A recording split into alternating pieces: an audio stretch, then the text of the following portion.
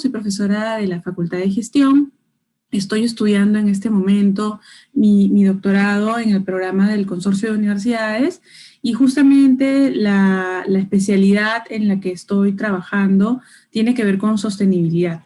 En particular, estoy trabajando el tema de las empresas B, que seguramente varios de ustedes tal vez no han escuchado sobre este tipo de empresas. Hoy día alguito les voy a hablar sobre esto porque justamente está muy vinculado con el triple bottom line.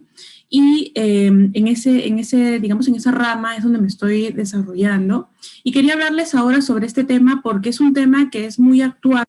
Es un tema que se está potenciando mucho, que los grandes líderes mundiales empresariales están empujando y que la idea era compartir con ustedes un poco de qué se trata esto y si es que en el Perú se puede aplicar, si se está aplicando, conocer algunos casos también vinculados. Entonces, en ese sentido, la presentación va a tener, acá está, va a tener la siguiente estructura. En primer lugar, vamos a hablar un poco sobre qué cosa significa el triple bottom line. Ahí les voy a hacer como una, digamos, una cronología, se puede decir, de cómo es que hemos llegado a este concepto en el mundo. Y luego vamos a conversar sobre cómo es que finalmente a través de la estrategia podemos generar valor organizacional. ¿Qué significa generar ese valor organizacional? Entonces, la idea es que podamos entender un poco cómo el triple bottom line se vincula con la generación de valor organizacional y finalmente cómo este tema también se vincula con la estrategia.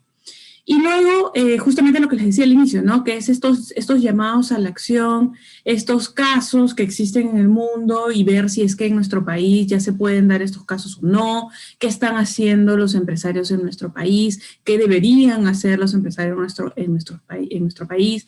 Vamos a reflexionar un poco sobre eso y ojalá se arme una bonita dinámica, una discusión al respecto sería súper interesante.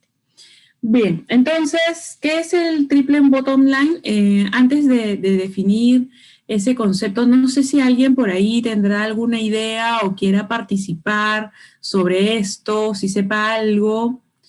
No sé si por ahí alguien se anima a levantar la mano o escribir para comentar sobre el concepto. Parece que no, entonces vamos hacia allá. Bien, como seguramente todos saben, nosotros estamos viviendo en una economía de libre mercado, ¿no? Es una economía conocida como economía capitalista y es justamente Milton Friedman, el padre de esta escuela económica que es la economía clásica, el que en los años 70 difundió este concepto y que llegó a tener mucho éxito y mucha acogida este concepto, ¿no? Este concepto básicamente se centra en el hecho de que todo emprendimiento, las empresas en general, el rol del empresario es buscar lucro, obtener ganancia fundamentalmente, ¿no?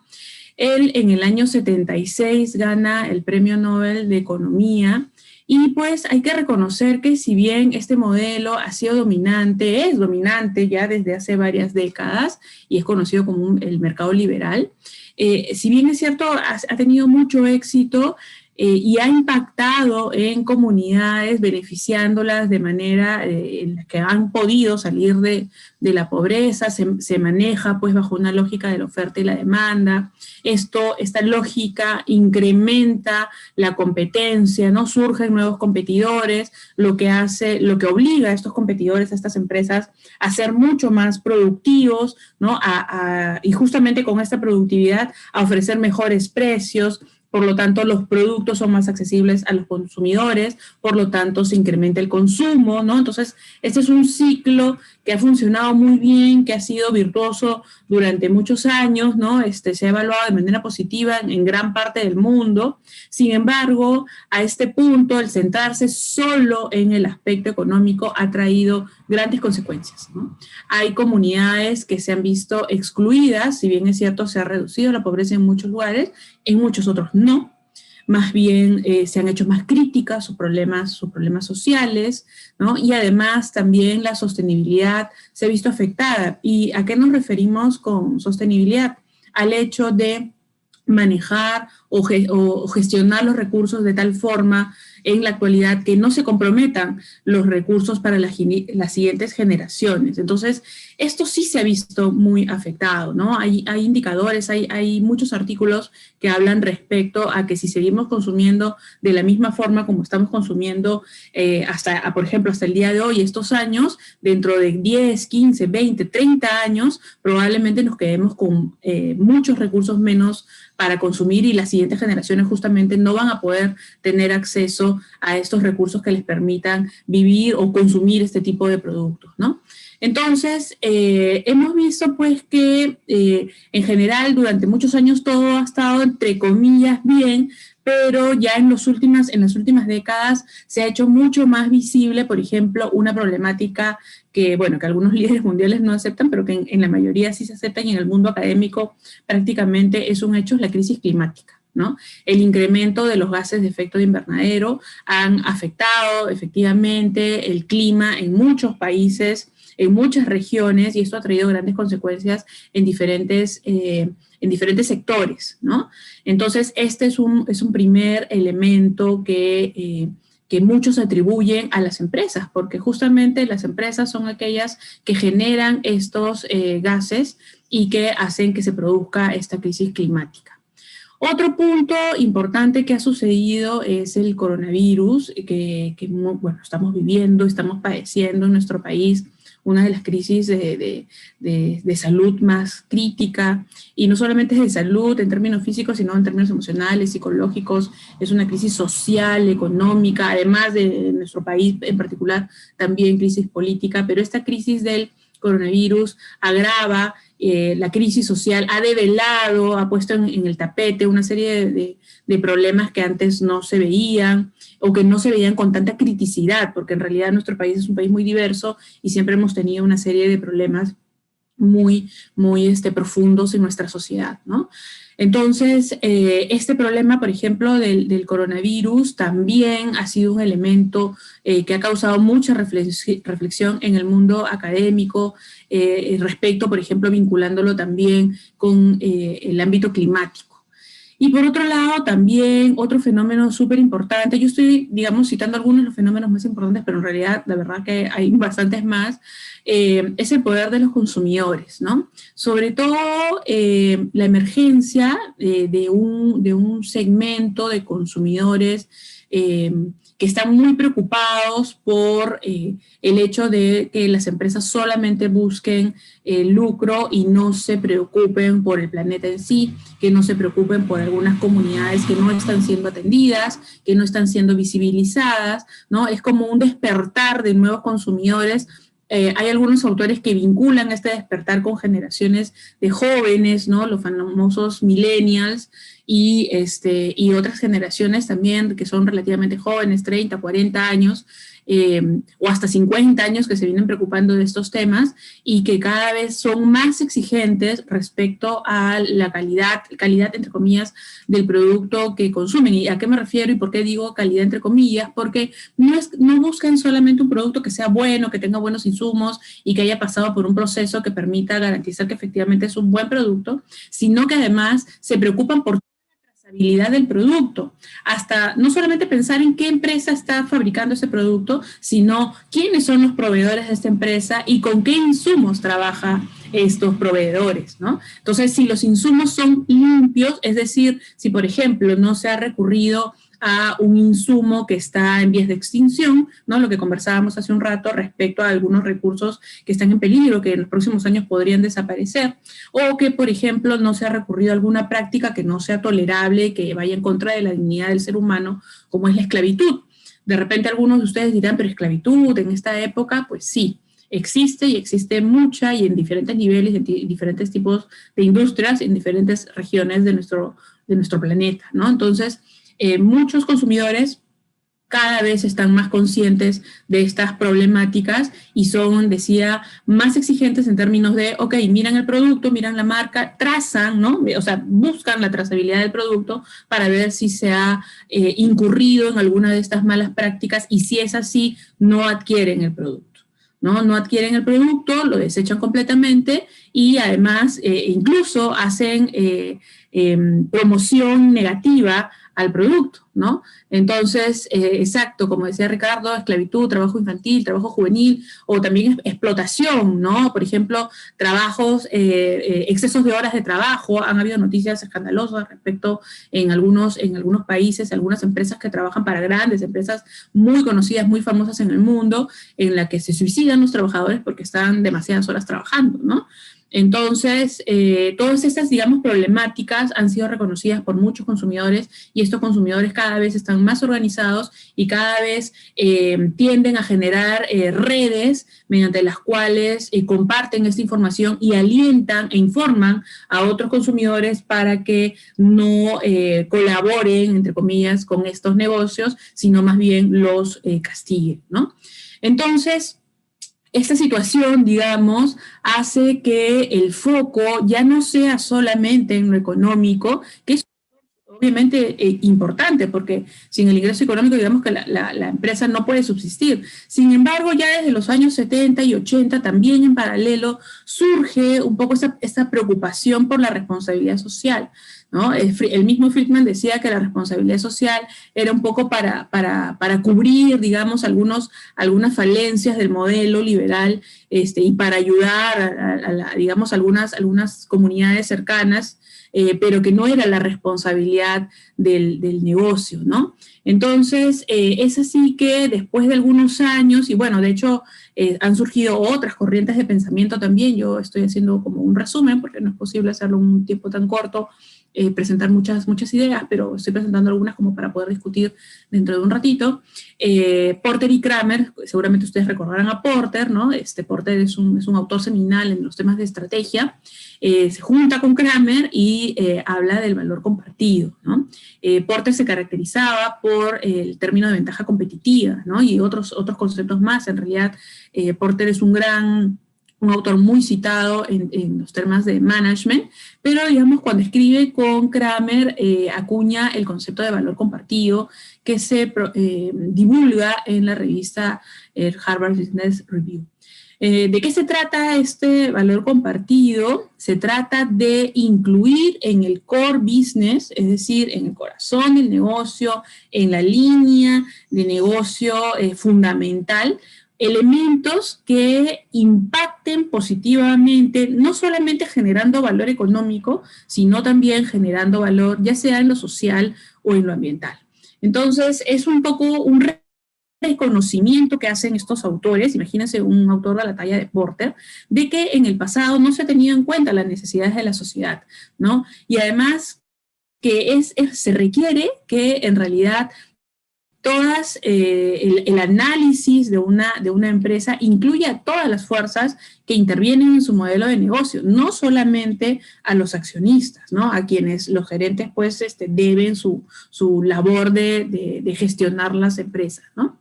Entonces, este modelo debe incluir en su línea de negocio elementos, operaciones que faciliten ese valor compartido.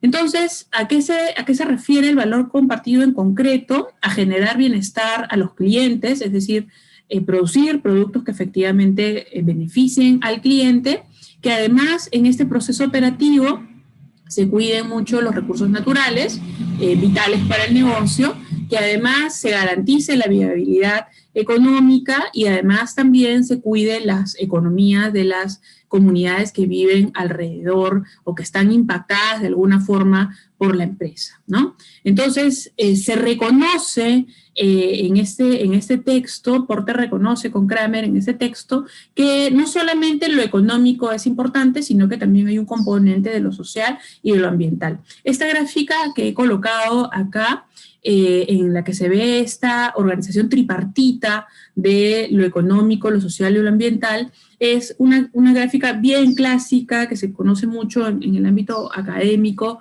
en el que se busca efectivamente combinar y tratar de estar al centro de la intersección de estos tres círculos para lograr un mix lo más adecuado posible en aras de tener un negocio que tenga un impacto positivo en los tres ámbitos, ¿no? Pero además, Porter y Kramer no se quedan con esto, sino que además de plantear las ideas, de atender las necesidades de la sociedad y sus aspiraciones, sino plantean el hecho de crear valor compartido a través de la generación de nuevos productos y nuevos mercados, lo que podríamos llamar como innovación. Además, también redefiniendo la productividad de la cadena de valor, siendo más eficientes, y por otro lado, creando grupos locales de apoyo a la empresa, los clusters, ¿no? Entonces, eso es lo que busca básicamente estas ideas del valor compartido.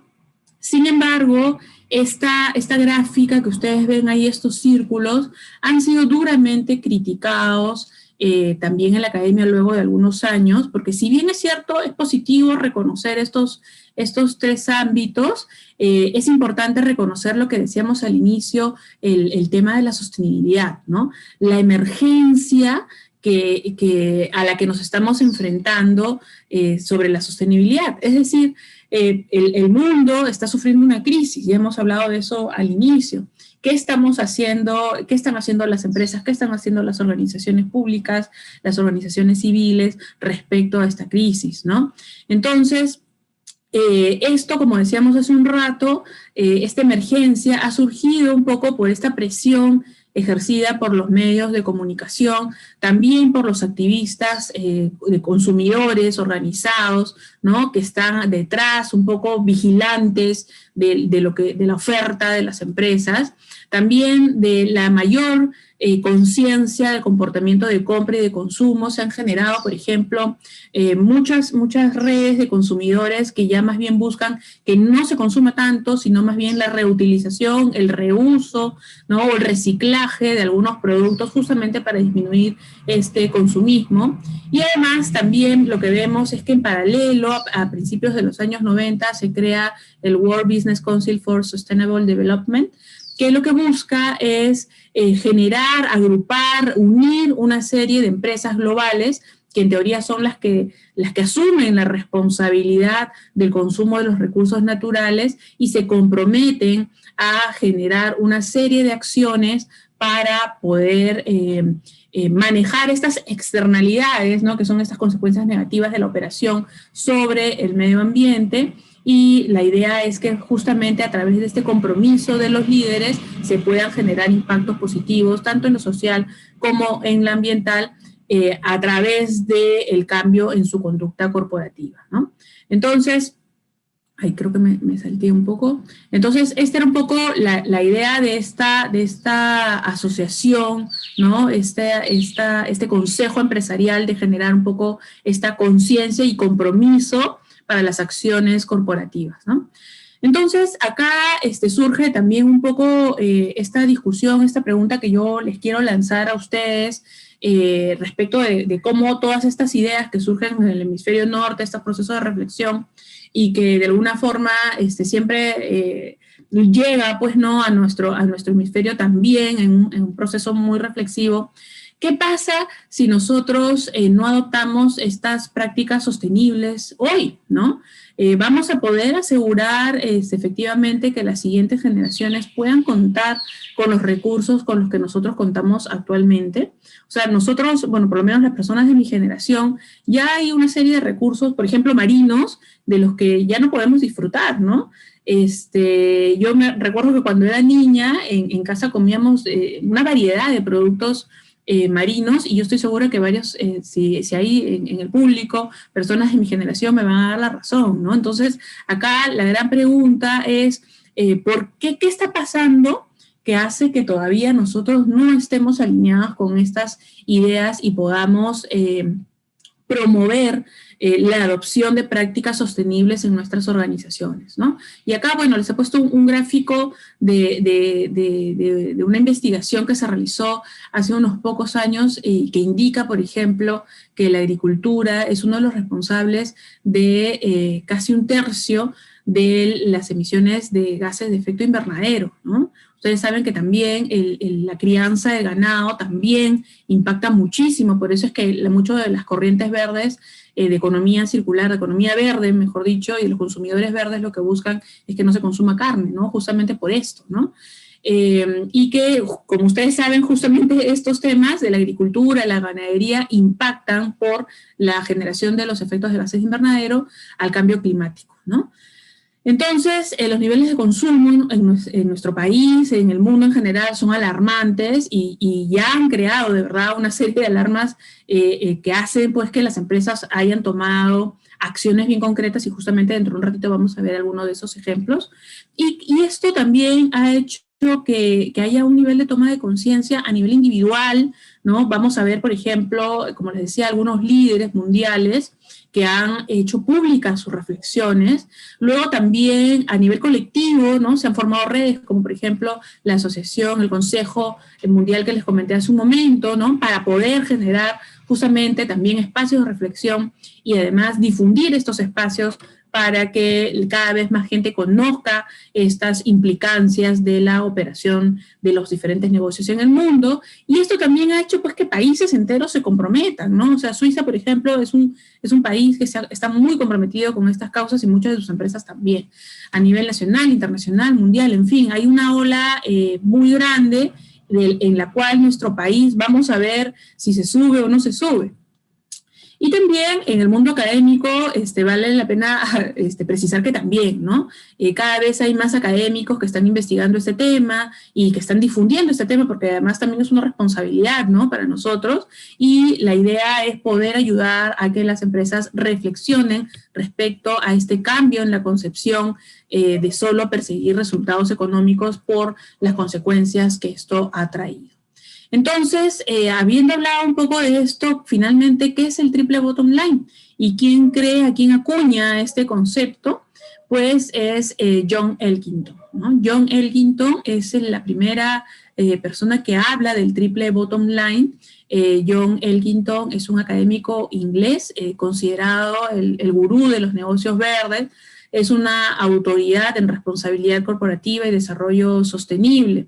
Él ha escrito más de 20 libros y la mayoría de ellos tiene que ver justamente con esta orientación hacia la atención empresarial, hacia la atención que las empresas deberían dar a esta nueva lógica de mercado frente a un mundo que está cambiando, ¿no? Entonces, por ejemplo, él más bien y recoge la mirada de otros autores en las que más bien cambia un poco esta perspectiva de los tres círculos que veíamos que se intersectaban por esta figura en la que se reconoce que efectivamente hay un ámbito económico, ámbito social que genera una lógica económica, pero esta lógica económica se va a circunscribir, no puede ir más allá de la limitación ambiental.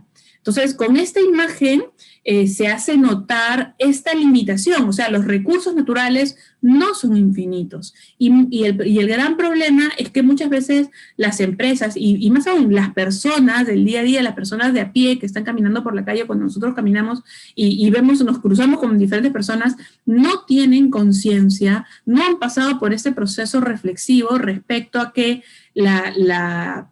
lo ambiental, los recursos ambientales son limitados, ¿no? Entonces, Elkington recoge un poco esta lógica de, ok, estamos en una sociedad, la sociedad genera una lógica económica, pero la lógica económica no puede sobrepasar los recursos que la misma empresa requiere para su utilización, ¿no? Entonces, hay muchos que dicen, chao Friedman, muchas gracias por tus aportes, ahora bienvenido a Elkington, ¿no? Que es, digamos, el que trae la nueva mirada reflexiva y teniendo en cuenta las limitaciones dentro de lo ambiental y además también teniendo en cuenta las diferentes naturalezas del manejo económico y social, ¿no?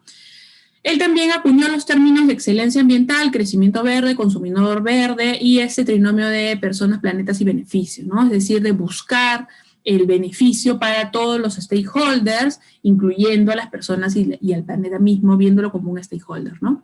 Entonces, gracias a su trabajo y a la difusión que él hace de su trabajo, porque él está muy activo en la difusión y es una persona mayor, pero está muy activo en la difusión de estos conceptos. Hace poco estuvo en el evento virtual de Perú 2021, hablando sobre estos temas, ¿ya? A nuestros empresarios también, y hablando sobre su último libro, que es Cisnes Verdes, el boom inminente del capitalismo regenerativo, donde justamente está difundiendo estas reflexiones, estos conceptos para que más personas puedan reflexionar al respecto y a buena hora sería que pongan en práctica estos conceptos, ¿no? Entonces también es conocido como el padre del capitalismo consciente.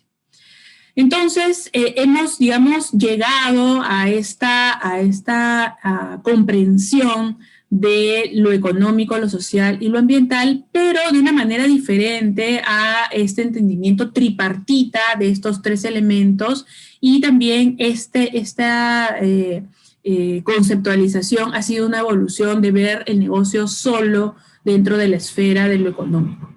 Entonces, hemos visto pues cómo han evolucionado un poco estas ideas y básicamente cuando hablamos de triple bottom line es circunscribirnos a este entendimiento de las tres esferas, pero con la limitación de lo ambiental. Ok, entonces teniendo claro esto, ¿cómo es que generamos valor? ¿Cómo la estrategia permite generar valor? Y acá, muy brevemente, para tener un poco de claridad respecto al concepto de estrategia, nosotros estamos en una situación hoy con nuestra empresa, hoy reflexionando sobre hacia dónde queremos llegar, cuál es la situación futura y todos los caminos que nos lleven hacia esa situación futura podrían entenderse como estrategia, ¿no? Y digo podrían entenderse porque hay diversidad de autores que han hablado y que siguen hablando sobre el concepto de estrategia. Una gráfica de Mintzberg, pero Mintzberg justamente tiene un libro que se llama Safari y la estrategia, donde se definen 10 corrientes de pensamiento, ¿no? Entonces, hablar sobre estrategia es un mundo, ¿no? Y yo acá también les he puesto una imagen del artículo de Hambrick del año 2005, en el que se pregunta, ¿Are you sure you have a strategy? Porque según él, muchos autores hablan de estrategia, pero no definen exactamente qué es.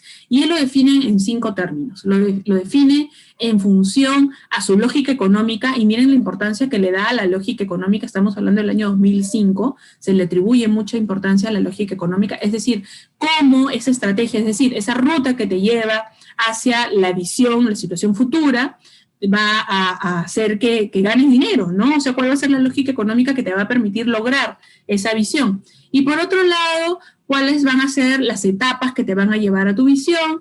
¿Cuáles van a ser, digamos, los espacios, le llaman las arenas, ¿no? En donde te vas a desenvolver? ¿Cuál va a ser la lógica, los vehículos que te van a ayudar a conseguir ese objetivo y mediante qué estrategia te vas a diferenciar, ¿no?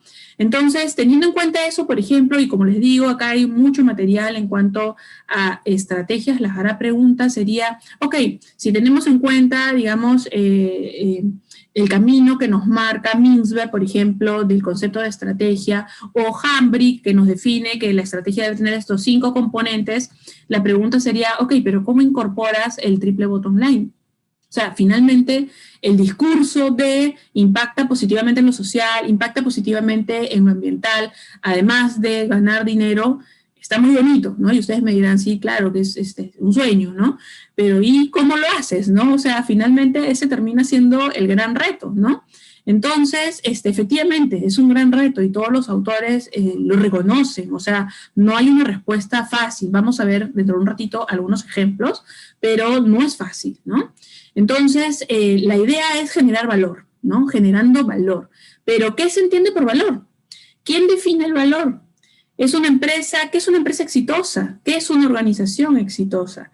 ¿Cómo reacciona la sociedad cuando descubre que la organización ha cometido errores? O sea, cuando uno quiere ver el valor de una compañía, lo usual es que pues entre a la bolsa de valores, ¿no? O reviso alguna revista importante, ¿no? Un Forbes, y ahí sale la lista de las empresas que más valen en el mundo. Pero nuevamente, la lógica predominante sigue siendo la lógica económica y la lista va a poner en el top a las empresas que valen más económicamente. Pero ¿quién les da ese valor? O sea, ¿no es acaso la sociedad la que les atribuye ese valor? Cuando una empresa se equivoca, comete un gran error, ¿qué hace el consumidor? Nosotros hemos tenido casos muy conocidos de empresas, no voy a mencionar las marcas, pero que han cometido errores, ¿no? En nuestro país, ¿no? ¿Y qué han hecho los clientes? ¿Qué han hecho los clientes en sus redes? ¿Qué han posteado en Twitter, en Facebook, en Instagram? O sea, los clientes castigamos a las empresas que se equivocan. Y si es una love mark, si es una marca muy querida, en algunos casos estamos dispuestos a perdonarlas y en otros, de verdad hay gente que no. Yo conozco gente que ha dicho, no, nunca más con esta marca, ¿no? Entonces, al final, el valor es un concepto que ya no solamente se centra en el concepto de rentabilidad.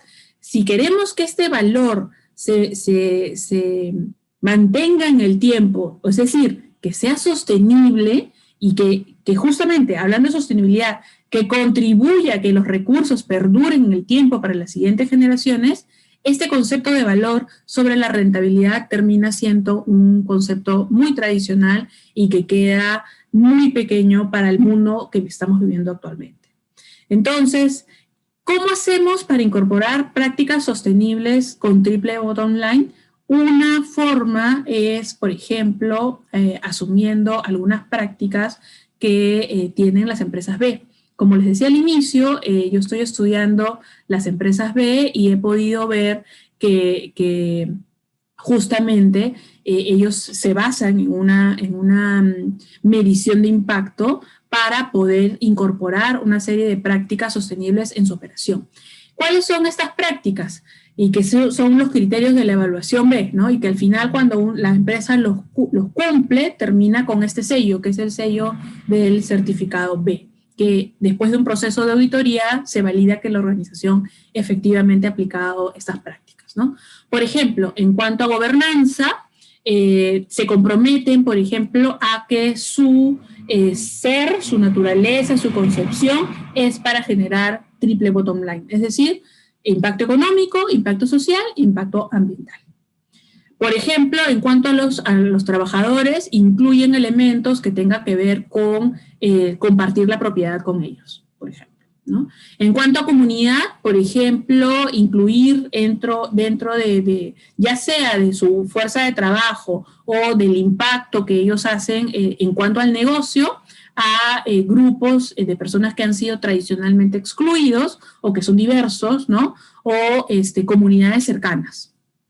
En cuanto a medio ambiente, por ejemplo, se comprometen al cuidado de los recursos, ya sea en una planta, en una oficina, o al cuidado de la tierra o renovación de la tierra, por ejemplo. Y en cuanto a clientes, se comprometen a generar productos que mejoren su bienestar o se comprometen a que sus clientes van a ser poblaciones más vulnerables, más necesitadas, ¿no? Entonces, ese es un ejemplo bien pequeñito que les he traído para que ustedes puedan conocer. Y lo último que les quería comentar es respecto a justamente cuál es el call to action, ¿no? Es decir, yo estoy acá hablando locuras, como estoy investigando esos temas, quiero contagiar a todo el mundo, o sea, de hecho un poco de eso sí hay, pero no es que sea, digamos, una persona que está yendo contra la corriente, sino más bien, como decía hace un rato, es una ola que se nos viene y que en realidad, por ejemplo, dentro de un poco de lo que yo estoy viendo, es una ola que la verdad es que ya está tomando a muchas empresas, muchas personas, muchas comunidades, redes, ecosistemas en el mundo, pero que en nuestro país todavía no, por lo menos desde mi perspectiva, ustedes me contarán, a pesar de que ahora voy a dar varios ejemplos, ustedes me contarán cómo lo ven, ya hay varios llamados a la acción y ya hay casos de empresas que aplican el triple bottom line. Yo he traído acá algunos ejemplos de estos llamados a la acción. Como ustedes saben, hace 2 o 3 semanas se realizó el CADE. El CADE del año pasado, por los problemas que vivimos políticos, se postergó para estas fechas, para la quincena de enero, y se presentó Klaus Schwab, que es el fundador y el presidente del World Economic Forum. Y él dijo en su presentación, es hora de practicar un nuevo capitalismo, ¿no? ¿Y qué sería ese nuevo capitalismo, no? Él hizo referencia a que ya es hora de hacer una gran iniciativa de resetemos todo, ¿no? Resetemos todo. Necesitamos un mundo más resiliente, un mundo más educado, un mundo con nuevas competencias que estén vinculadas con el proceso de digitalización que estamos viviendo, ¿no? Estamos viviendo todo con esta pandemia, ha traído, pues ha acelerado el proceso de digitalización en el mundo, pero además ese capitalismo debe ser un capitalismo que no solamente busque lo económico, que ha sido lo tradicional, sino que busque lo natural, lo social y lo humano. Necesitamos, decía Schwab, un capitalismo de stakeholders, un capitalismo que se enfoque en los grupos de interés, ¿no? Se requiere un nuevo liderazgo, decía él, un profesional con visión, con alma, con valores, un agente de cambio que inspire confianza, pasión y compasión. Yo recuerdo que hace muchos años leí un libro que se llama Liderazgo al estilo de los jesuitas, y ese es el único libro en el que yo he encontrado que hacen un vínculo bien estrecho entre el concepto de liderazgo y el amor. Para el autor, que ahorita no, se me ha ido el nombre, el Liderazgo al estilo de los jesuitas se llama el libro, considera que no puede haber un líder que no sea tal si es que no practica actos de amor, ¿no? Actos de amor con su equipo, que los cuida, ¿no? Que tiene compasión, que inspira esta confianza, ¿no? Entonces, eso me hizo recordar mucho cuando leí, escuché el video del señor Schwab en CADE, ¿no? Este año. Entonces, este ha sido un primer llamado que nuestros ejecutivos peruanos han escuchado hace 2 o 3 semanas, ¿no? Otro patrocinador de este movimiento es Paul Polman, ¿no? Paul Polman ha sido el CEO de Unilever durante varios años y es conocido como el CEO sustentable o CEO sostenible, ¿no? Ha sido uno de los grandes impulsores de la sostenibilidad en el mundo de los negocios y básicamente se dedicó desde el año 2010 a hacer crecer a la empresa, pero con marcas con propósito. Y se centró, digamos, para hablar de prácticas operativas en la reducción de costos mediante el menor uso de materiales y en la eliminación de los residuos, ¿no? Él enfatizó mucho el alineamiento que se requiere entre la rentabilidad y los propósitos sociales y ambientales. Y acá le puso una cita, disculpen la longitud, pero quisiera leerla porque me pareció bien elocuente, ¿no? En una entrevista con Forbes México dijo: quisiera que ya nadie me preguntara por qué ser sustentable, sino que me preguntaran al resto de las compañías, les preguntaran al resto de compañías, ¿por qué no están siendo sustentables? ¿Por qué contaminan el agua? ¿Por qué talan indiscriminadamente los bosques? ¿Por qué usan combustible fósil? Sabemos que todo esto es perjudicial, pero muchas empresas siguen sin tomarlo en serio. Y esto es muy grave, ¿no? Entonces, es un activista muy importante en el mundo, y a nivel internacional resuena mucho todo lo que él dice. Otro líder muy importante es Guillermo Leal. Él es el fundador de Natura, uno de los fundadores de Natura, y él considera que las empresas son agentes de transformación. O sea, una empresa no puede quedarse en sus laureles sin hacer nada y viendo cómo suceden las cosas. Para él una empresa es un agente de transformación. Y él lo que señala es que hace mucho que se ha comprometido con mejorar el impacto de sus actividades, ¿no? Impacto social, ambiental y además económico. Y desde los 90 invierten en cómo trabajar de manera sostenible, por ejemplo, con los ingredientes de la Amazonía. Seguramente para las personas que consumen los productos de Natura deben conocer, hay una línea de productos que básicamente trabaja solo con insumos de la Amazonía, ¿no? También en este CADE se presentó Jacob Gilbert, que es el cofundador de las empresas de B-Lab, que es justamente la organización internacional que proporciona este certificado a las empresas B, y además es copresidente ejecutivo de Imperative 21, que es una organización que también trabaja promoviendo estos temas, ¿no? Y ha sido considerado en el año 2019 como el top 100, dentro del top 100 de personas que han transformado los negocios. ¿Por qué? Porque gracias a su trabajo en B-Lab, muchas empresas han cambiado su naturaleza para integrar este propósito con impacto social y ambiental. Él incluso en el CADE de este año les dijo a nuestros ejecutivos que era importante que los empresarios hicieran activismo, que no se quedaran sin hacer nada sobre estos problemas que estamos viviendo en lo social y en lo ambiental, sino más bien que se movieran incluso políticamente para lograr sociedades más justas. Dijo que una empresa debe competir, no para ser la mejor del mundo, sino para ser una empresa, para ser la mejor para el mundo, ¿no? Que esa es una frase muy conocida suya en la que lo que se busca es que tengamos empresas buenas para el mundo, ¿no? Entonces, él ha forjado pues el movimiento de estas empresas que se ha extendido por todos los continentes. Tenemos muchas empresas B en todo el mundo y que buscan que no solamente las empresas busquen ganancias, ¿no? En nuestro país, ya para ir cerrando, bueno, acá tengo algunos ejemplos de, justamente como decía hace un rato, de, por ejemplo, Natura, que practica este triple impacto. Acá tenemos algunas causas, cómo trabajan su cadena de valor, las certificaciones, como la certificación B, ellos están certificados B, o la empresa Danone, que es una empresa de productos lácteos, que también, yo hice acá una captura de pantalla, ¿no? Trabaja temas que tienen que ver con ayuda a niños, por ejemplo, o también dando oportunidad laboral a personas que han sufrido violencia de género, ¿no? Bien, y ya para ir cerrando, ahorita ya ya veo que algunos están levantando la mano, faltan unos segunditos nomás. En el Perú, por ejemplo, tenemos a Ferreycorp como una empresa también que está trabajando, está destacada como una de las empresas que hacen un reporte de sostenibilidad bueno en nuestro país. Son pocas en realidad las que destacan en esto, y acá también tenemos a Cementos Pacasmayo, bueno, que ahora se conoce como Pacasmayo, que también está bien comprometida con los aspectos sociales. Y finalmente les dejo acá una lista de empresas B. Por ejemplo, no sé si sabían, pero la Universidad Continental es una empresa B certificada, lo mismo que Jose, que es una empresa que produce productos de vestir, ¿no? Casacas, sobre todo. Caja Centro, una financiera. Residar, que es una empresa que pone en valor productos en desuso para venderlos a clientes base de la pirámide. Valle y Pampa, productos agrícolas para la exportación. SM, que es una editorial, ahora está produciendo, por ejemplo, material virtual. Simba, que recoge los residuos orgánicos para transformarlo en comida para cerdos. Y tenemos también a Textil del Valle, que es la última que se ha certificado y que también se presentó en el CAE, que es una empresa justamente de hilos, de textiles, ¿no? De telas.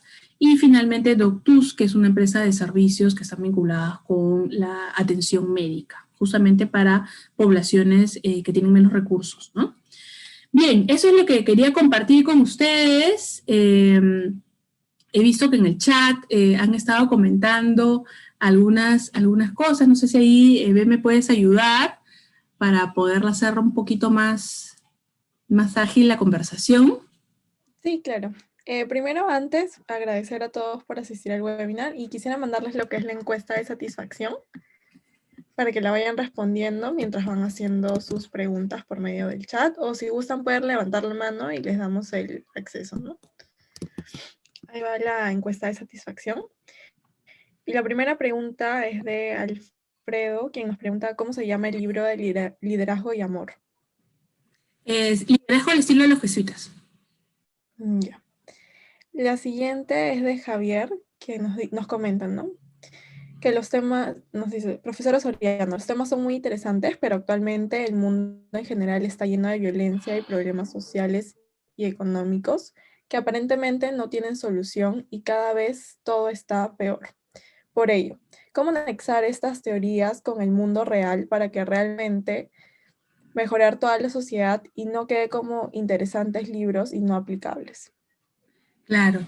Sí, pues, en realidad yo creo que hay varias cosas que se pueden hacer. Sí creo que efectivamente hay muchas cosas que están mal. A veces cuando leemos más, estudiamos más o estamos más al tanto de lo que está pasando en el mundo, más nos desanimamos, ¿no?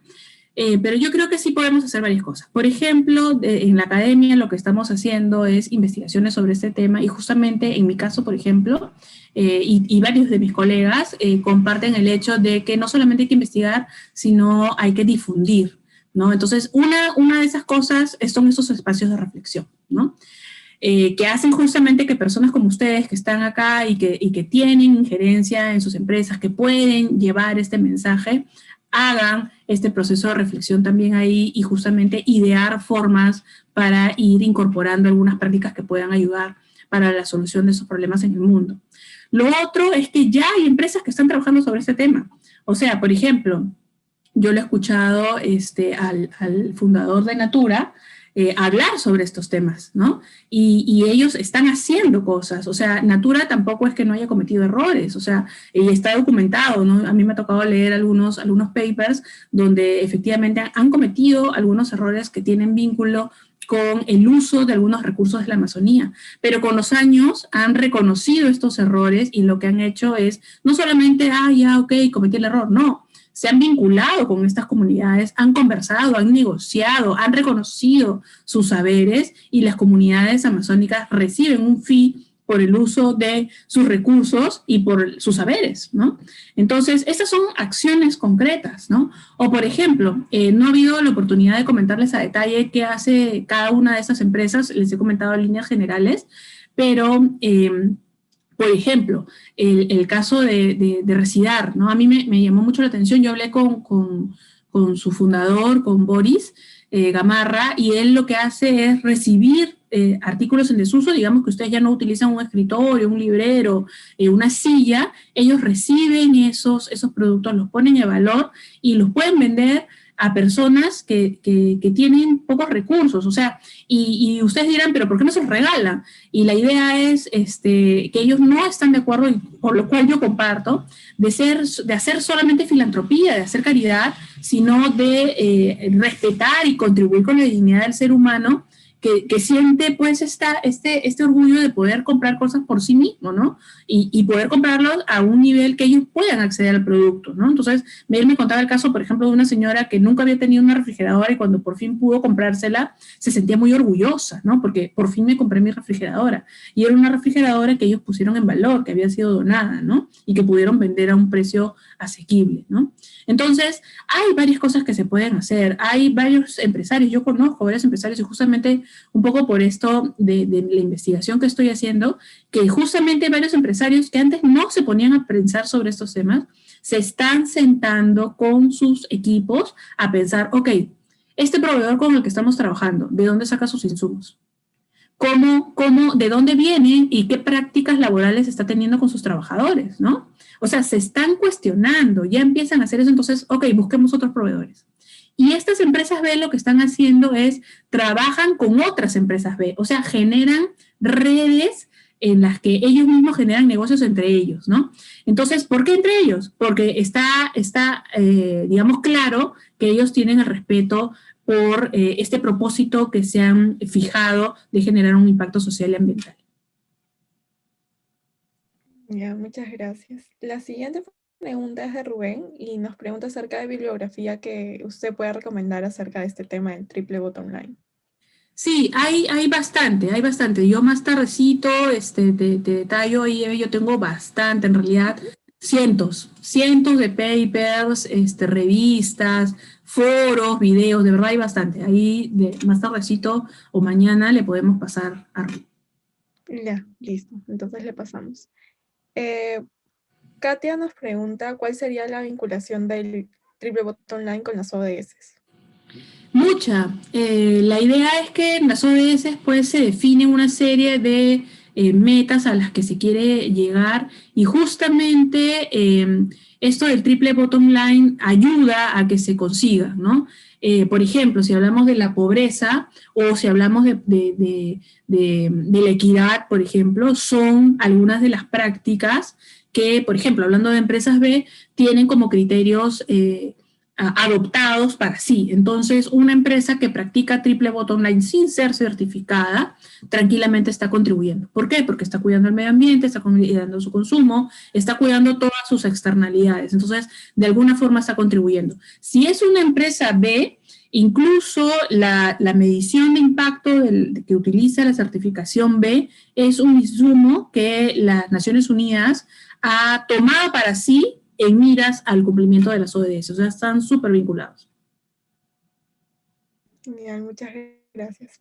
Bueno, para recordarles que a los que respondan la encuesta de satisfacción se les va a estar enviando la grabación del webinar de hoy, ¿no? Seguimos con las preguntas, tenemos 3 preguntas más. Una de Ricardo, que pregunta, ¿por qué el Pacto Mundial no ha tenido un avance en Perú? ¿Qué necesitamos para tener empresas B más grandes en Perú? Sí, yo creo que también depende mucho del nivel político, ¿no? Y del compromiso de nuestras autoridades.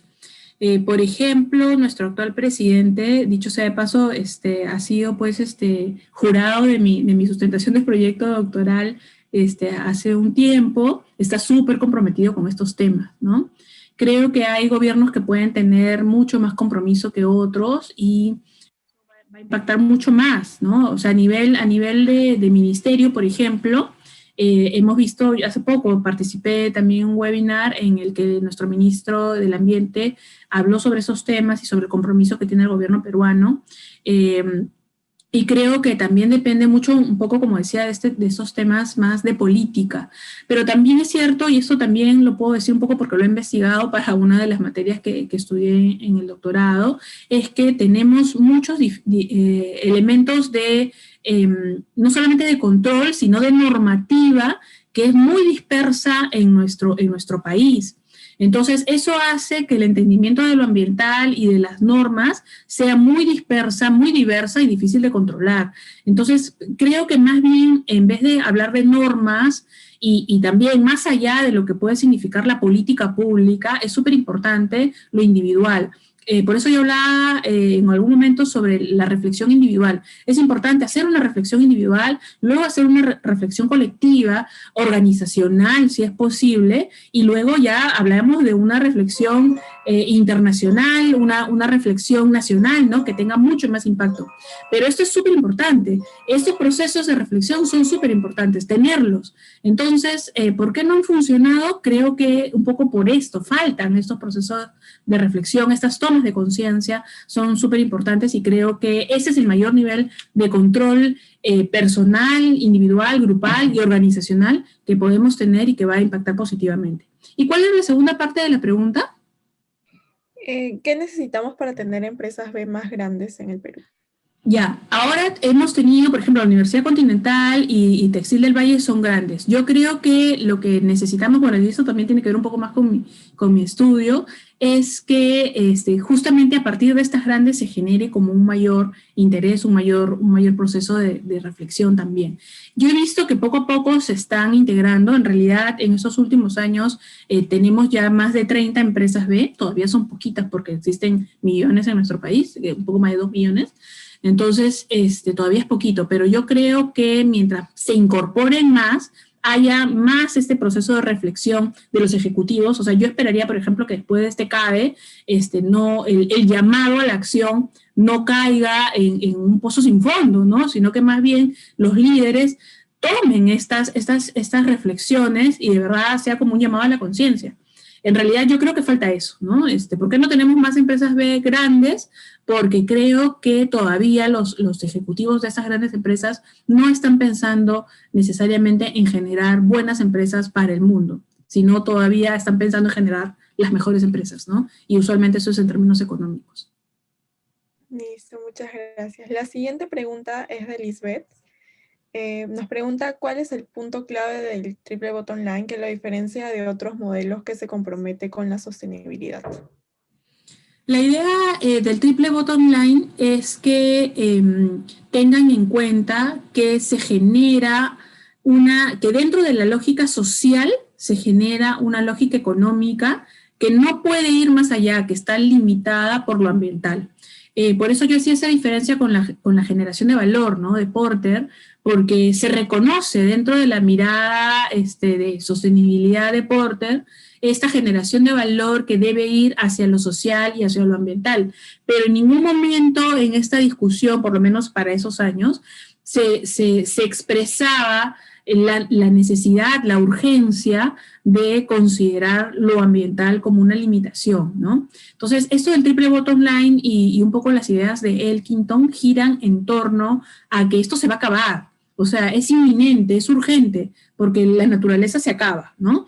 Entonces, adoptemos prácticas sostenibles ya. Ese es un poco el mensaje de Elkington en sus libros, ¿no? Lo que él estaba diciendo. Estamos canibalizando, estamos consumiendo, y no paramos de consumir y no estamos pensando en las siguientes generaciones, ¿no?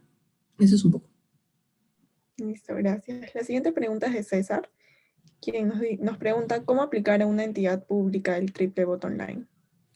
Sí, hay algunas, por ejemplo, de eso vamos en nuestra facultad, en la Facultad de Gestión, estamos justamente planificando las actividades para este año y una de las actividades tiene que ver con eso, ¿no?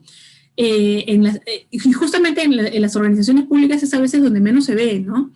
Pero sí, pues, o sea, es un reto, para empezar, es un reto, pero creo que nuevamente tiene que ver con un tema cultural.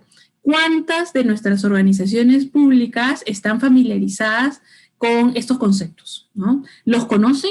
El concepto de sostenibilidad, conocen el concepto de triple impacto, conocen el concepto de valor compartido, sí, no, cómo, y si es que también ahí hay un tema de normativa que permite el cambio más o menos rápido de algunas prácticas, ¿no? Por ejemplo, desde el uso de los recursos.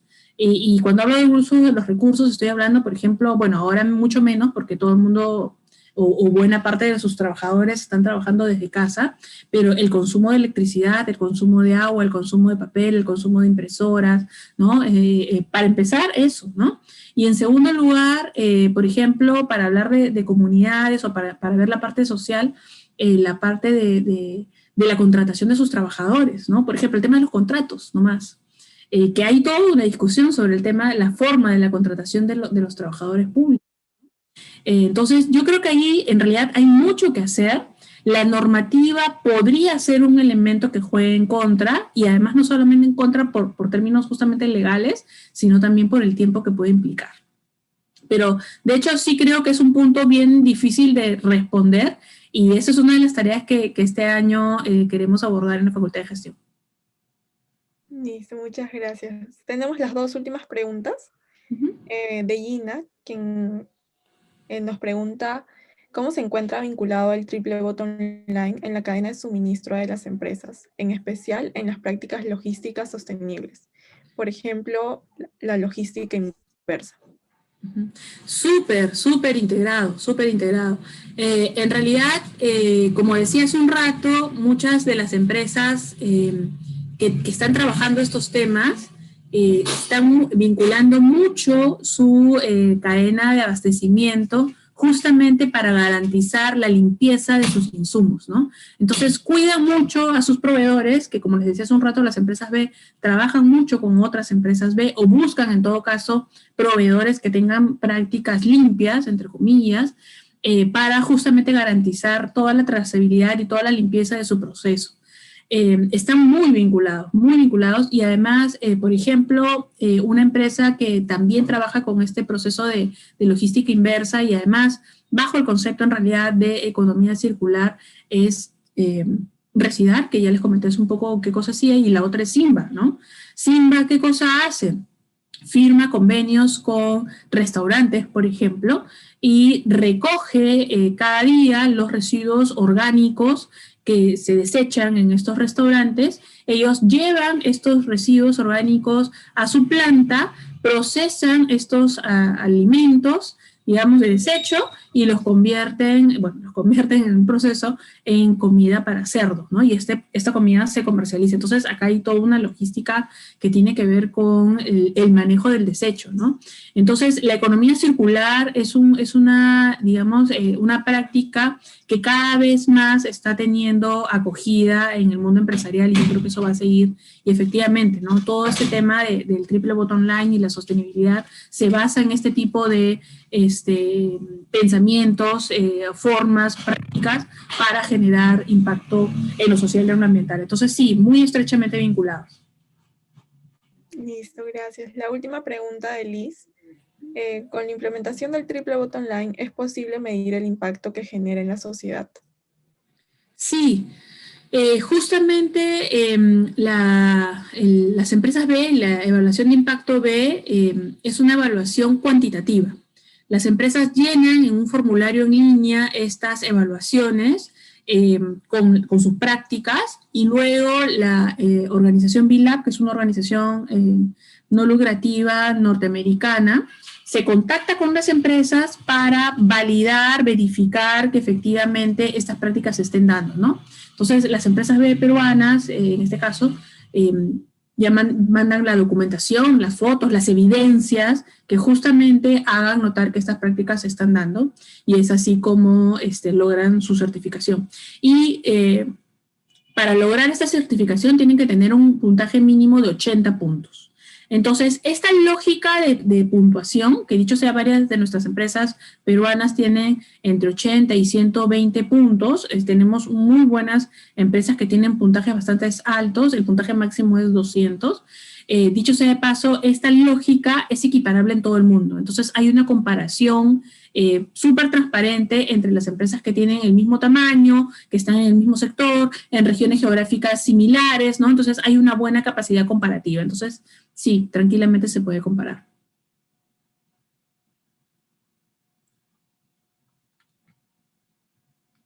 Ay, tenemos un último comentario. Voy a leer de Yanis.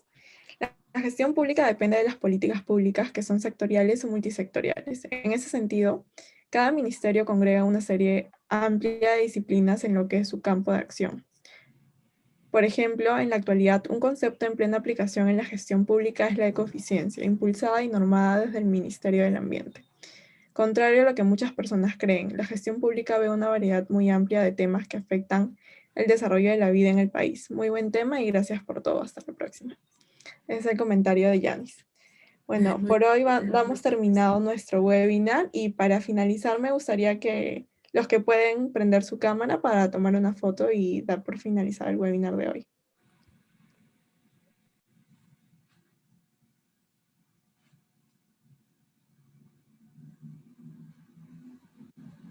A ver.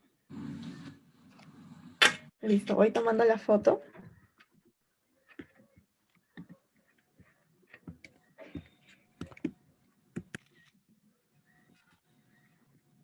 A ver, falta la otra página y ya está. Listo, muchas gracias. Muchas gracias A todos los que han participado hoy día. Muchas gracias, Regina. En realidad ha sido un tema muy interesante. Bueno, me gustaría invitarlos igualmente al próximo evento que tenemos, al webinar, que nos traerá consejos claves para la seguridad de nuestro día a día, ¿no? Si gustan, les envío el link de inscripción para los que están interesados. Y bueno, me despido con todos. Muchas gracias, Regina, por el tema de hoy, que ha estado muy interesante, y muchas gracias a todos los asistentes. Nos vemos en... Muchas gracias, nos vemos. Buen fin de semana. Chao. Chao, cuídense. Chao, chao.